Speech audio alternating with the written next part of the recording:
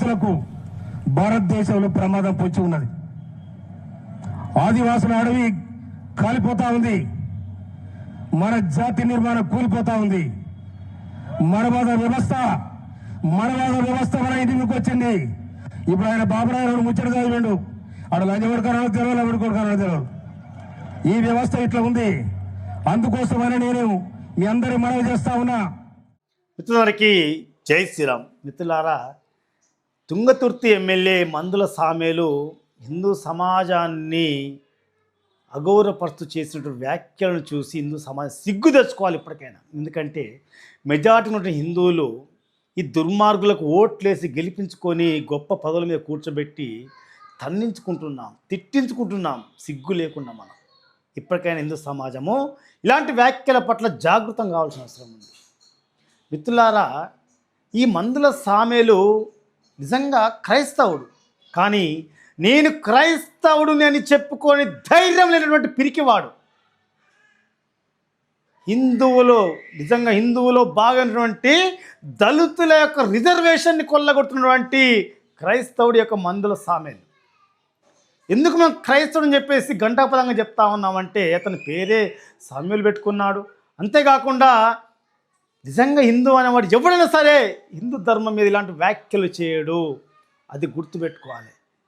తన ఒంటి నిండా నిలువెత్తున ఇంత విషం నింపుకొని హిందూ ధర్మం పైన, హిందువుల పైన చిమ్ముతా ఉన్నాడంటే ఎలాంటి ద్వేషాన్ని కలిగి ఉన్నాడో ఈ మందుల సామ్యులను అర్థం చేసుకోవాలి.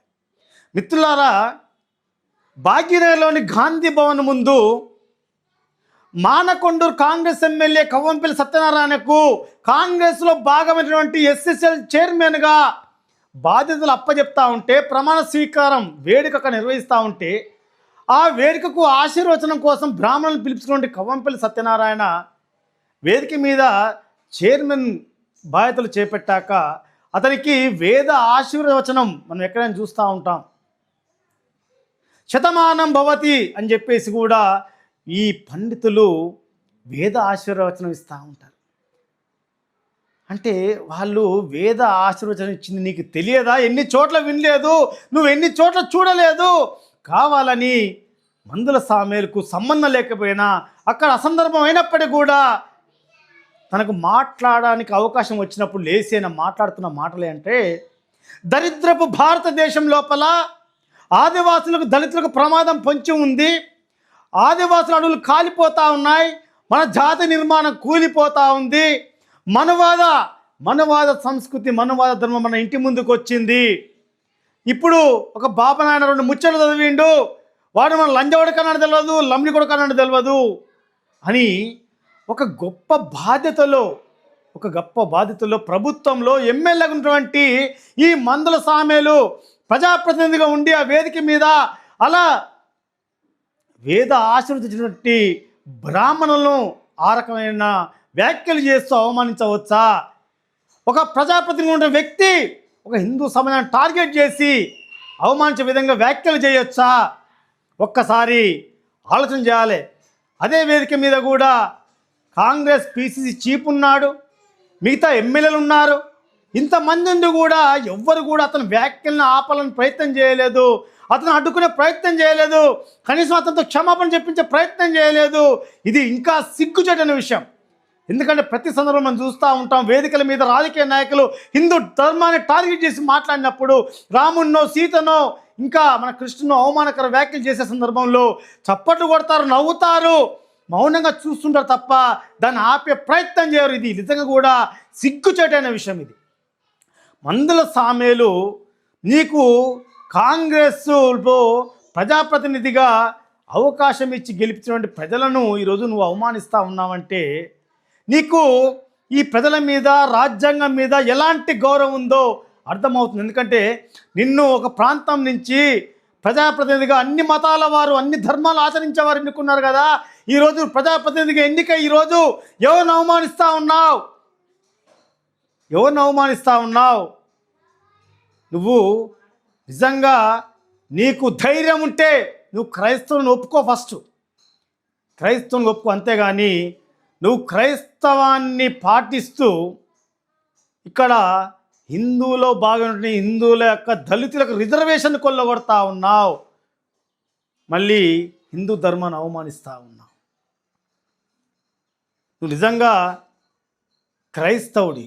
ఆ యొక్క తుంగతుర్తి నియోజకవర్గం స్థానం ఏంటంటే ఎస్సీ రిజర్వేషన్. నిజంగా నీకు అక్కడ చేయడానికి అర్హత కూడా లేదు. దీని మీద దళితులు కూడా, నిజమైన దళితులు గలం విప్పాల. మా యొక్క రిజర్వేషన్ కొల్లగొడుతూ మా ధర్మం మీద దాడి చేస్తూ ఉన్నాం అని చెప్పేసి.